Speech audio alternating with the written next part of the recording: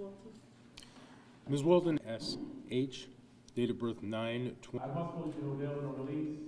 I will give you a court date.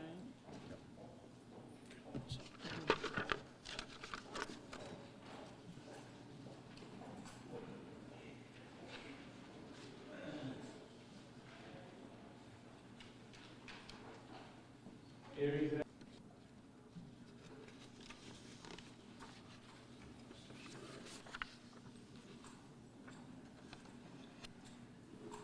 So your name? Aries F. Judge, Mr. Ash is eligible for... And I hold you no bail nor release. I will give you, Mr. Ash, due to the classification of the sentence charged in your case for being here. Your Honor, at this time I am providing matter of insurance.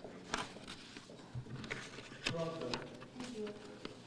So is she speaking on? And is she up?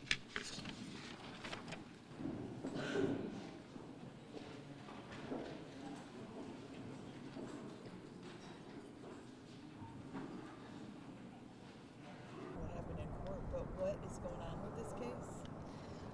Today there was an arraignment in Rochester City Court where both individuals were arraigned on murder in the second-degree charges.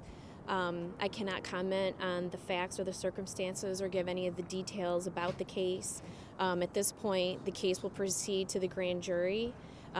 Myself and Ms. Coughlin, who is also working this case with me, will be doing that work in the grand jury and have the grand jury make a decision as to the charges.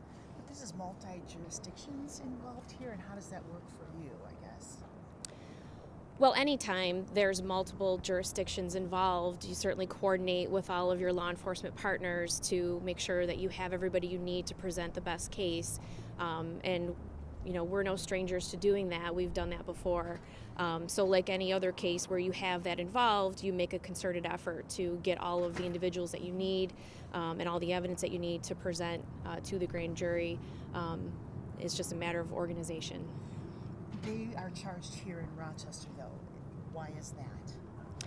The allegation in the felony complaint is that the defendants had committed murder in the city of Rochester. That is the allegation that's contained in the felony complaint, that the incident occurred here in the city. So how did the body end up in Syracuse? I can't comment as to that. I can't give any details as to that. There's nothing more I can say to speak to that at this time. One other procedural thing. The public defender's office cannot represent both That's correct. defendants. How does that work?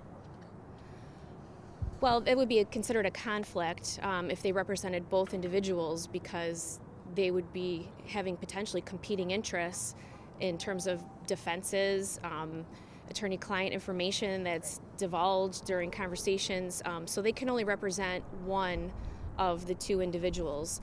And as you heard, the co-defendant, Charisse, she is going to be in court to get assignment of counsel. And Judge Miller scheduled a date for her to appear for attorney. And where does the case go from here now? Grand jury. The matter is scheduled for preliminary hearing for April 1st, but we anticipate going to the grand jury and having them decide the case before the preliminary hearing date.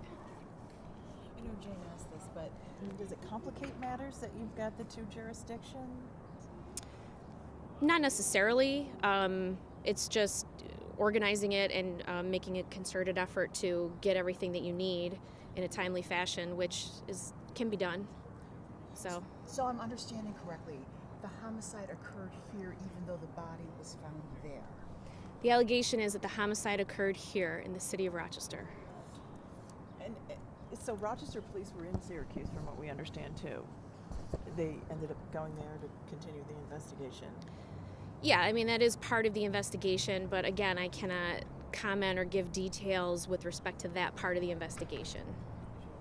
Thank you. You're welcome.